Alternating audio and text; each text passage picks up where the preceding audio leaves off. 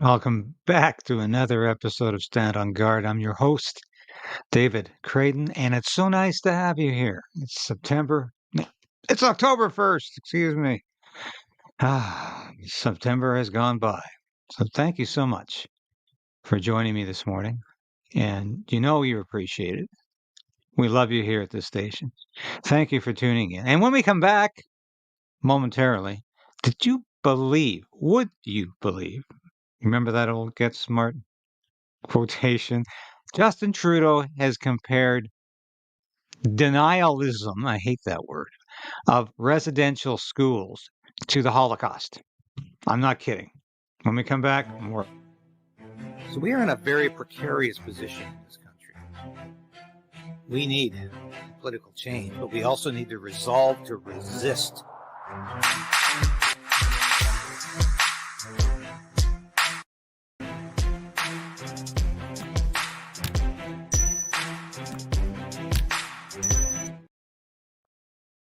Hope you're doing well. Yes, please like the station. Do it right now because it beats the YouTube suppression.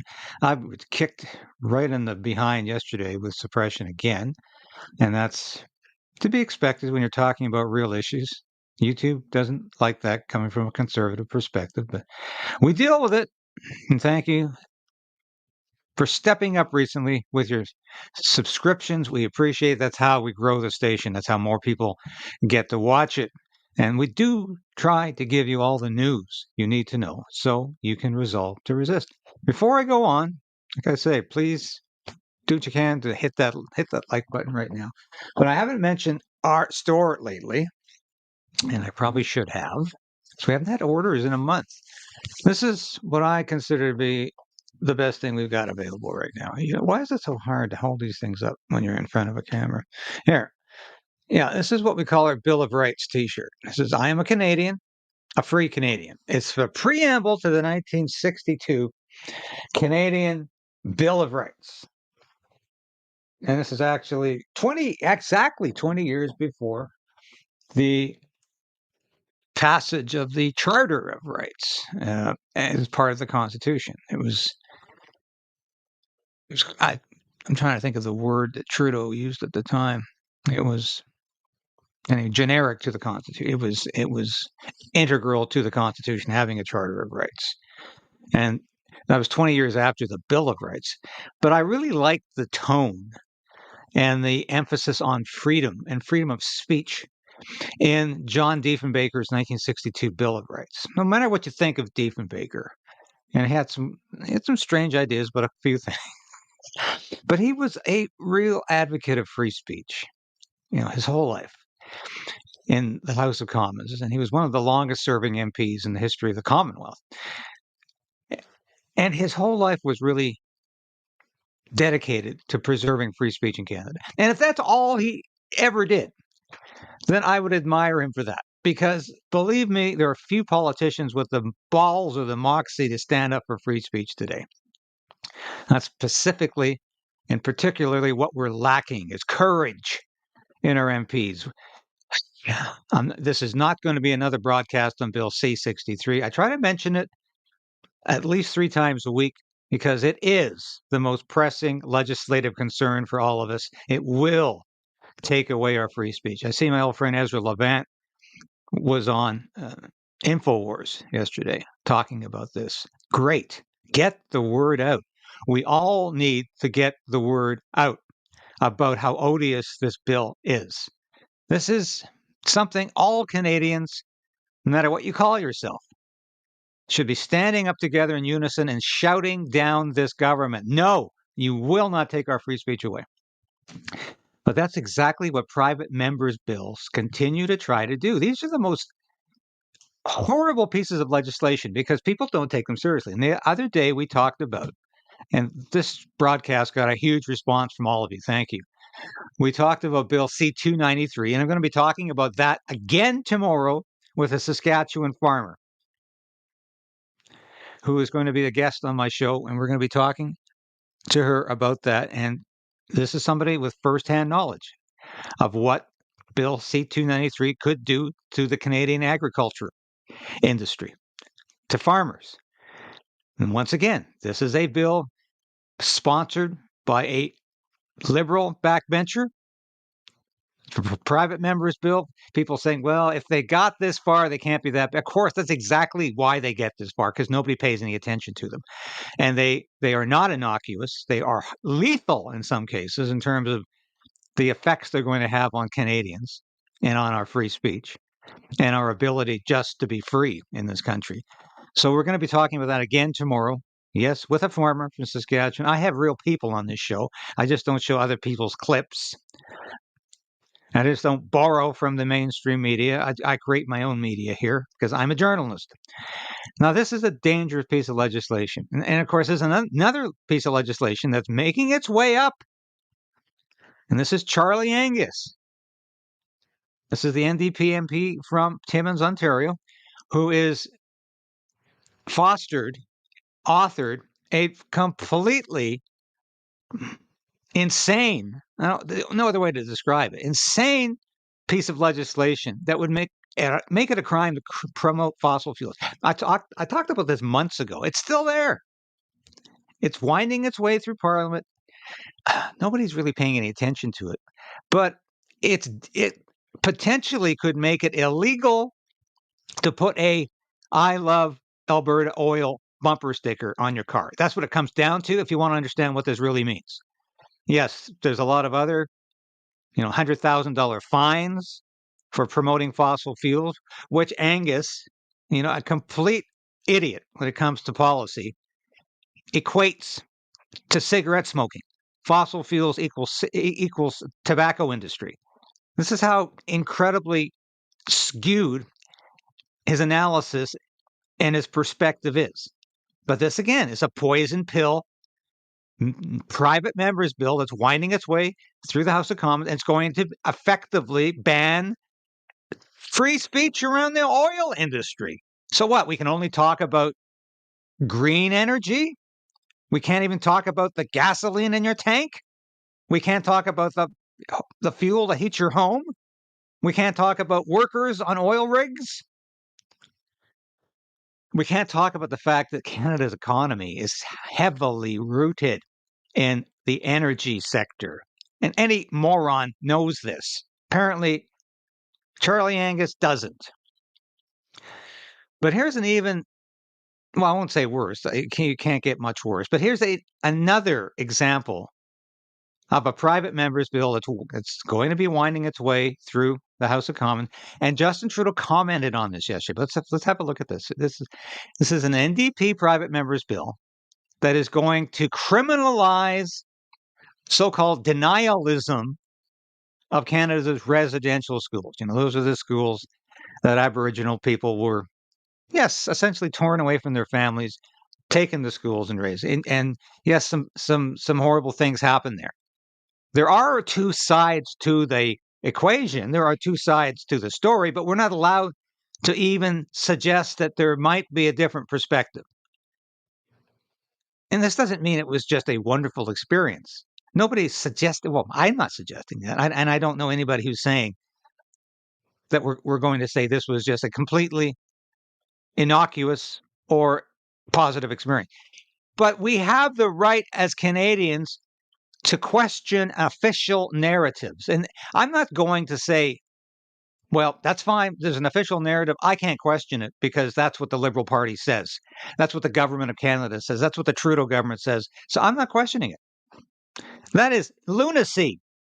We have a right in this country to question history, to produce different perspectives on history, to argue policies, to debate. That is what free speech is all about. That's what the democracy is all about. It's a debate of a discourse of ideas. And the Liberal government doesn't get that. And Justin Trudeau doesn't get that. Listen to him talk about this bill yesterday and this sycophantic reporter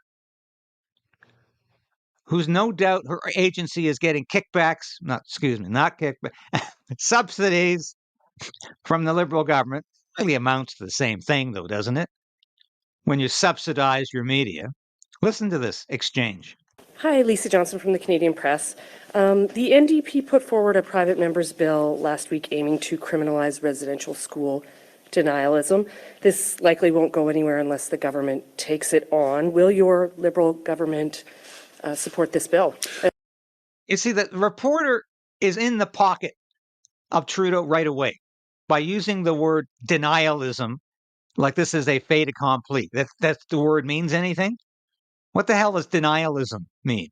What does that really mean?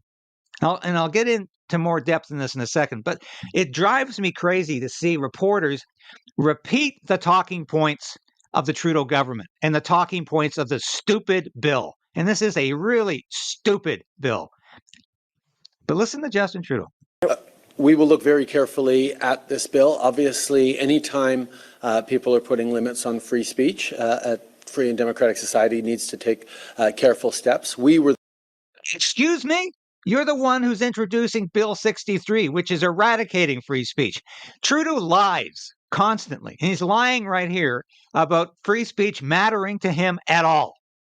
Free speech means nothing to this man.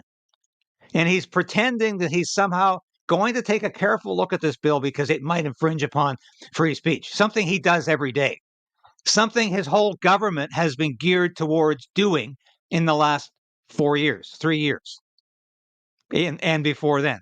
He has been focused on a trilogy of anti-free speech bills that take away your basic freedom of speech. And the last bill, C-63, the online harms bill, will take away all of your freedom of speech. So Trudeau is lying through his teeth when he says somehow a consideration of this bill should be whether or not it impacts freedom of speech in Canada. He doesn't give a damn. The government that criminalized Holocaust denial over the past number of years. So we're even more here. He's equating denialism, whatever that is, which he doesn't define, of residential schools to the Holocaust.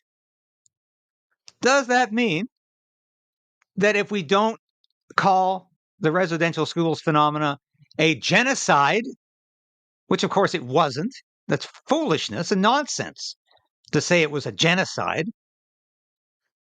to the Holocaust that occurred roughly from 1938 to 1945. People generally say the Holocaust began with the Kristallnacht, Night of Broken Glass, in Germany in 1938, in November 1938. And of course, culminated with the horrific genocidal program in the extermination camps. Now, that is a Holocaust. And although I don't think people should be going to jail for denying it, I think they should be held up to ridicule for denying it. I think there should be a free and open discourse. If people want to say stupid things about history, go ahead. And we can prove them wrong. The more you criminalize free speech, the more you glamorize extreme opinions. And this is exactly what Trudeau would do with this. But it worries me to the utmost that he would equate so-called denialism of residential schools with the Holocaust. That's exactly what he's doing here. Certainly going to make sure that Canada continues to move forward on reconciliation. Part of that is recognizing what happened with residential schools. Quite frankly, what we're seeing over the past years. See, what happened? He doesn't define that.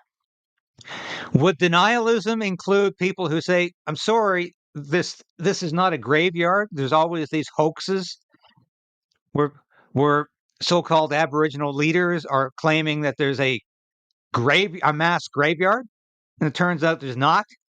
Is that denialism? Will that get you hooked by this bill? Trudeau doesn't know, and he doesn't say. He just talks the word salad about denialism. Is more and more Canadians becoming aware of Canada's history, of understanding the work that we all have to do around reconciliation. We see school kids wearing orange. We see media outlets devoting this entire day to celebrating Indigenous cultures and celebrating Indigenous traditions. Canadians are understanding that recognizing truth and reconciliation isn't about feeling guilty or bad about. Of course it is. That's precisely what it's about. It is about feeling guilty and bad about who you are. You're not supposed to say, well, I think Canada's had a wonderful history, and I'm proud to be Canadian, and I'm proud of our history, and I'm proud of our heritage of freedom, Trudeau doesn't want you to be proud of your history and freedom. He doesn't want you to go out and work hard for your family. He doesn't want you to raise your children. He's already said that he wants the state to raise your children. He doesn't want you to be able to keep your paycheck without being taxed to the extent that you can't afford to live anymore. That's the Trudeau. That's the Trudeau we all know. And that's the Canada Trudeau loves. The Canada that takes away your ability to work for your family, the ability for you to be proud to be Canadian because you're so obsessed with navel gazing about so-called historical wrongs. Canada. It's about committing every day to a better Canada and understanding that for us to be the country we all want to be, we need to work hard at reconciliation. So we're going to take any proposals by any political party seriously when it comes to advancing reconciliation and making sure that Canadians understand how important it is. So that's a yes. He's going to take this bill seriously. This is a bad, odious bill that once again is going to criminalize free speech. It's another example of the assault on free speech in this country, this time from a private member. And that bill, you can bet, will be adopted by the Liberal government because why not? It's completely in keeping with their philosophy and their ideology, which is to destroy what Canadians believe in. And that's what this is all about. Now, I want to get to a certain travel agent named Melanie Joly, who was before the United Nations yesterday, and this is quite comical. But we're going to listen to what Melanie Joly actually has to say about freedom. Now, listen carefully, and I'll comment in a minute. The reason Canada is a prosperous society is that beyond offering the freedom to pursue a better life for you and your family, it is also a way for us to provide freedom from the barriers that prevent you from enjoying a better life. Freedom from fear, violence, intimidation, and discrimination. Freedoms that foster a sense of inclusivity and belonging. Freedom that protects the vulnerable and builds stronger communities.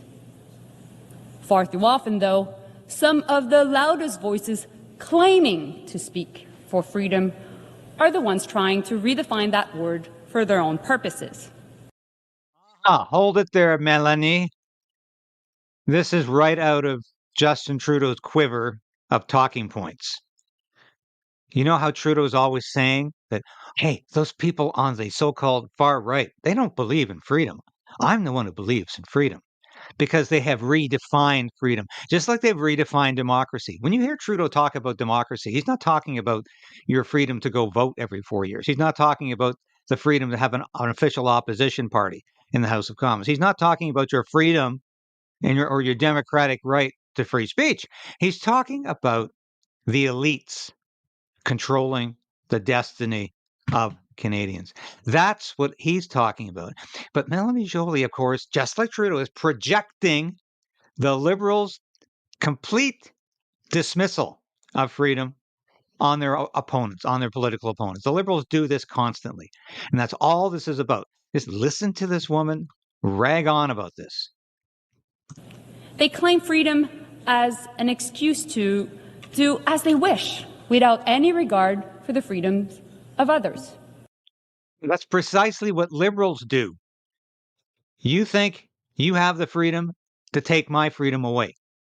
That's what liberalism, capital L liberalism today means. It's the complete opposite of what small L liberalism meant for centuries, or at least 2 centuries. It's the complete opposite of liberalism today. These people are authoritarian to the complete degree. A lot of comments, I read the comments to this speech. And of course, it is nauseating. And you think this woman is qualified to be a travel agent, not to be a minister of foreign affairs or global affairs, or whatever the hell they're calling this department now. She's qualified to recommend people travel. And that's about all she's qualified to do. And she is incredible in this speech because she's doing the Justin Trudeau thing, which is, hey, it's their fault. They're the ones taking your freedom away. But they have redefined what freedom means. You tell me a government that freezes the bank accounts of truckers because they don't like what they're protesting? Is that freedom, Melanie? You tell me about a government that brings down the Emergencies Act, the full force of the police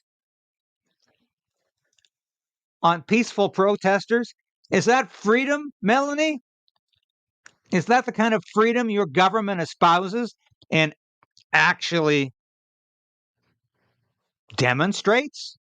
Let's hear some more. This is certainly not how we should define freedom.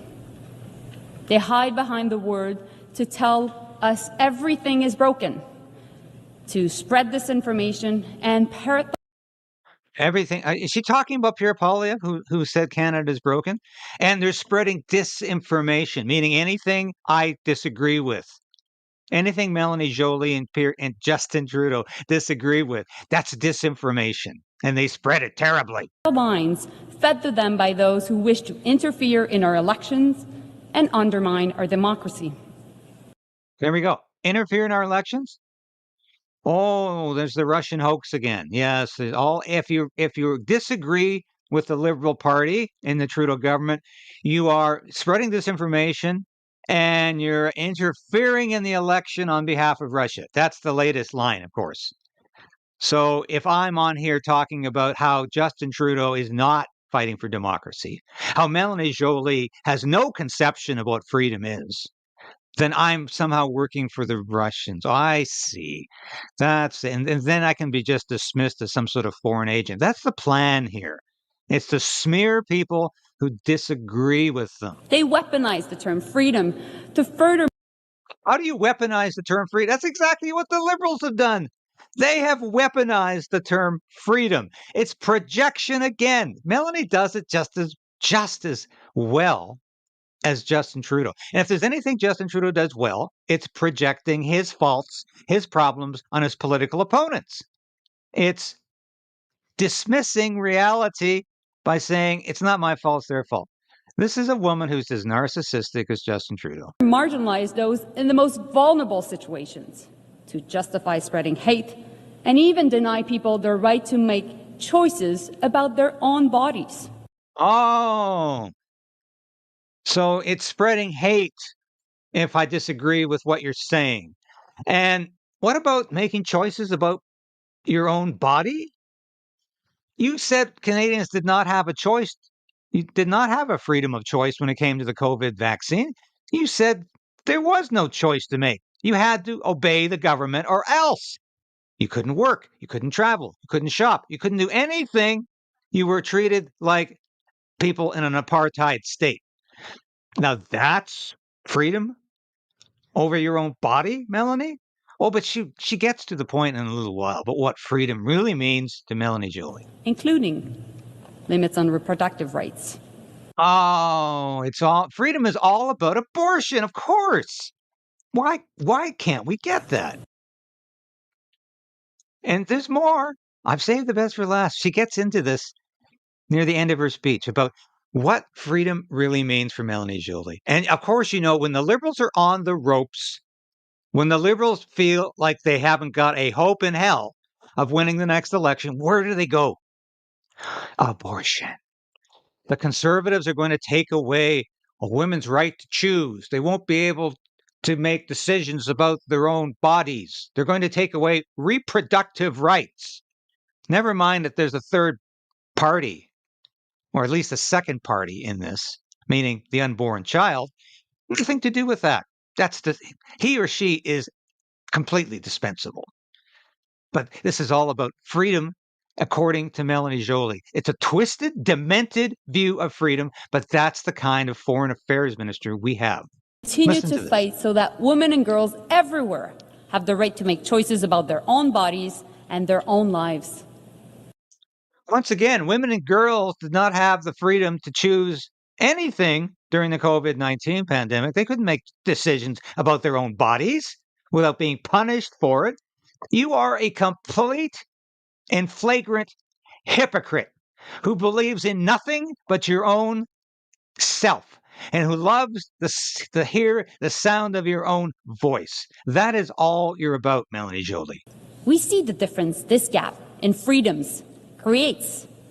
When women are robbed of the right When women are robbed, yes, of to decide when to have children, they lose out on education and job opportunities. So how are women robbed of the chance?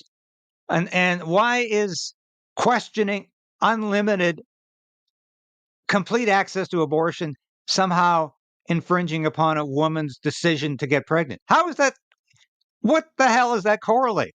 Is there no personal responsibility here?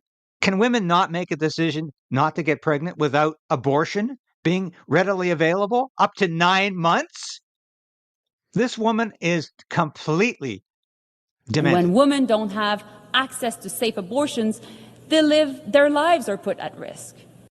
If women, she says, if women don't have the right to unlimited abortion, their lives are at risk.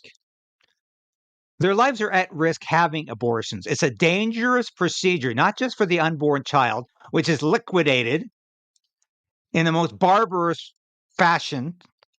Read about it. I'm sure most of you have, how incredibly heartless an abortion procedure is. But the woman is traumatized emotionally, and she is going through a procedure that is in no way safe, even under the so-called safest conditions.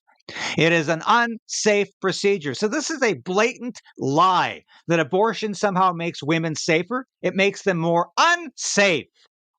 And this idiot can't recognize this because she is ideologically blinded by her warped philosophy. And when women are denied access to safe contraception and fertility treatment, they lose the power to make choices that have the most profound impacts on their lives. Attacks on sexual and reproductive health rights are an attack on equality rights, and they're an affront to basic dignity. Nous devons toujours avoir le... We must all have the right to choose for ourselves. Once again, how does that hold any water with a government that says you don't have a right to choose for yourself? You have to obey this government. You have to obey the dictates of this government. This is a lie, and it's complete obfuscation. What kind of birth control to use. And we must be able to choose for ourselves whether to resort to abortion or assisted reproduction. We, women. So if you had a chance to speak to the United Nations, you like myself, you'd probably want to say this organization, this globalist organization, has been a pathetic waste of time now for almost 80 years. It does nothing except confuse the world. It does nothing except be ineffective. It does nothing except have so-called a Security Council that has never been able to agree. And it has a human rights division that is ruled by people who don't believe in human rights. This is a worthless organization. Yes, you probably want to tell them that if you had the chance that Melanie Joly had to stand in the United Nations General Assembly and speak to this body, most of which, of course, weren't there when she was speaking because they have no time for her and don't really take her very seriously. But I would think if I was there representing Canada, I would want to say, I'm proud to be Canadian because this is the country that is democratic and that believes in basic democratic values such as free speech and free assembly and freedom of religion. All those things that make a country actually free. Abortion doesn't make a country free. And this is all Melanie Joly can come up with in a United Nations speech. This is sad. And it really is pathetic. That's the best she can come up with. She loves Canada because abortion is available on demand, unrestricted, anytime during a woman's pregnancy. That's what makes Melanie Joly proud to be Canadian. That's pretty sick. If that's all she can say about Canada, and to say that anybody who disagrees with me is spreading lies and disinformation, anybody who disagrees with me doesn't believe in freedom. I'm the only one, and the Liberal government is the only one that believes in freedom here. All she can do is project her own problems on the Conservative opposition. Anything she doesn't agree with is hate speech and should be silenced. And that's what they're doing. This is a government that is committed to silencing you, to ending free speech in Canada forever. This is what this government is all about. This defines the Liberal government. This defines Justin Trudeau and defines Melanie Joly as she stands in front of the United Nations posturing about how wonderful Canada is because we have abortion on demand. And you can't even question that without being called some kind of crazy extremist. That's the Canada Melanie Joly stands for. And that's the one she's talking about before the United Nations. Sorry, folks, that disgusts me. Well, I'm sure it disgusts a lot of you too. That's where we are today, October 1st. We're going to be watching Parliament today and debate tonight in the United States between the absolute buffoonery of Governor Tim Walz from Minnesota, Democratic vice presidential candidate, versus Ohio Senator J.D. Vance. This should be a real test of intellect. One of them is extremely wanting. Vance is really good with his debating skills. He doesn't mind answering questions from reporters. If you've seen anything of Tim Walz, the guy is a complete failure. He was a disaster as a governor during COVID. He had a snitch line operating. He has traveled to China on 30 occasions and praised the Cultural Revolution under Mao Zedong. He lied about his military career. He gave the finger to a bunch of college students on the weekend because they were cheering for Donald Trump. The man is infantile in the extreme degree. I can't wait to see him absolutely destroyed in a debate tonight with J.D. Vance, who is Donald Trump's running mate for the 2024 presidential election. Going to be fun. Don't miss it, folks. I'll be commenting on it tomorrow. We do need to talk about U.S. news because it does impact what's happening here in Canada. Stay free in this country and continue to resolve to resist. And don't forget, freedom is not free. And as Ronald Reagan reminded us, freedom can be lost in just a generation. Justin Trudeau and Melanie Joly are trying to ensure that happens in Canada. I'll be back again tomorrow with more of the news.